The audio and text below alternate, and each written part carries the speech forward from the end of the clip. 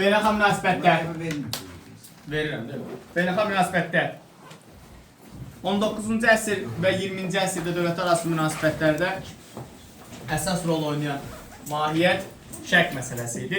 Bildiyiniz kimi şərq məsələsi 18-ci əsrdən etibarən Çar Rusiyasının və Avropa dövlətlərinin bir növ layihələri idi, hər ikisinin. Özünə məxsus layihələr var idi.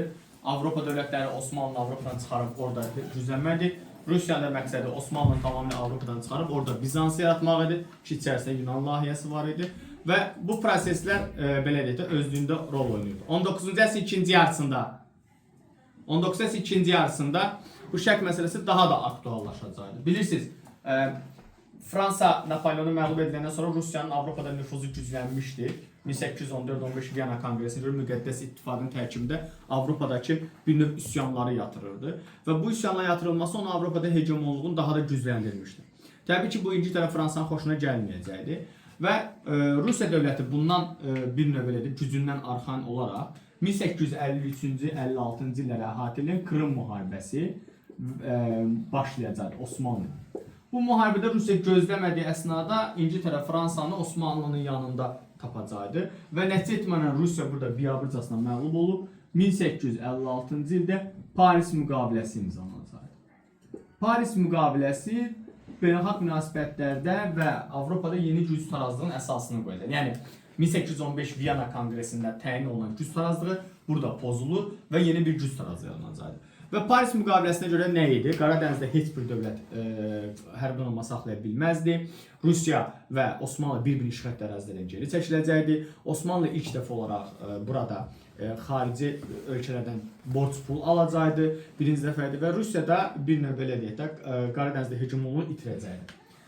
Lakin bu proses, yəni 56-cı ildəki Paris sülh müqaviləsi və Avropadakı bu güc tarazlığı çox da uzun müddət davam eləməyəcəkdi. Buna səbəb Avropada yeni bir gücün dünyaya gəlməsidir ki, bu da Almaniya idi.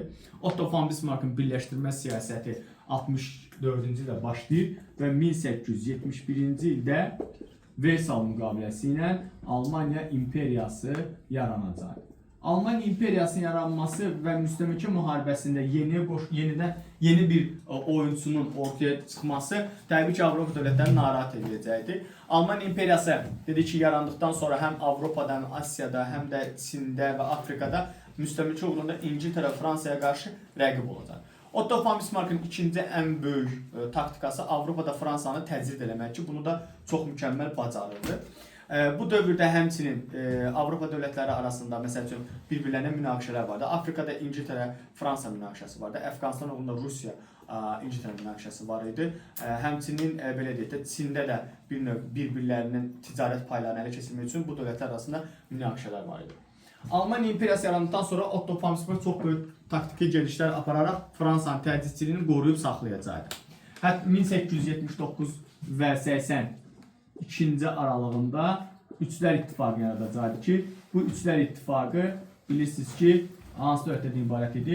Avstriya, Macaristan, İtaliya və Almaniya ibarət idi. Lakin 78-ci ildə, bilirsiniz 77-ci Rus-Osmanlı müharibəsində Osmanlılar çox biabırcasına məğlub, Ruslar böyük qələbə qazanır və hətta San Stefano sülhü Rusların Balkanlarda və Aralıq dənizdə mövqeyini gücləndirməyə yönəlik idi. Bu İngiltərə Fransanın xoşuna və Almaniya xoşuna gəlmədiyi üçün Berlin konfransı çağırıldı. Berlin konfransı Almaniya-Rusiya münasibətlərini korlayacaq. Bunun üstünə də Otto von Bismarckın istifasından sonra Almaniyanın imperialist siyasətinin inkişafı 1894-cü ildə Rusiya-Fransa sazişinin bağlanmasına gətirib çıxacaq. Rusiya-Fransa sazişi Antantanın ilk addımları deməkdir. Yəni Antantanın yaradılmasına ilk yol hesab olunacaqdır. Bundan sonra 1904-cü ildə Fransa və Böyük Britaniya öz aralarında Antantanı imzalayacaq. Bilirsiniz, Fransa Böyük Britaniyanın Misirdə üstünlüyünü tanıyacaq. Böyük Britaniya Fransanın Əlcəzairdə və Mərakeşdə daha doğrusu üstünlüyünü tanıyacaqdır. Demək ki, Əlcəzair də onun içində gedəcəkdir. Burada tamamilə üstünlüyü tanıyacaq. 1907-ci ildə isə Peterburq müqaviləsi imzalanacaqdır. Rusiya və Böyük Britaniya arasında imzalanır və burada da bir növ belə deyək də Peterburq müqaviləsi Rusiya Böyük Britaniya arasında bağlanan müqaviləyə görə burada da Antantaya Rusiya qoşulacaqdır və Böyük Britaniya Rusiya və Fransa Antantanın əsasını təşkil edəcək. Beynəlxalq münasibətlərdə bu dövrdə Balkanlar məsələsi də xüsusi rol oynayır. Bilirsiniz, Osmanlı dövrü keçmişik, 20-ci əsrdə Balkan savaşları çıxmışdı 1912-13-də. Niyə bu məsələ böyük rol oynayacaqdı? Balkanlar mesela. Balkanlarda Rusya ile Avstriya Macaristan maraqlar toqquşur. Rusya dedi ki, Antantanın tərəfindədir, Avstriya Macaristan Üstər İttifaqı tərəfindədir. Bilir, bundan əvvəl bir nüansı deyim sizə. 78 müqaviləsi var idi, Berlin konferansı vardı. Orada hər dövlətin özünə məxsusiyyətləri vardı. Biz orada demişdik ki, Avstriya Macaristan Bosniya Hersegovinanı öz idarəsinə götürür. Bax, o Bosniya Hersegovina öz idarəsinə götürən Avstriya Macaristan Rusiyanın zəifləməsindən istifadə edəcək, burjuy inqilabı zəifləməsindən istifadə edəcək, 1908-də özünə birləşdirəcək.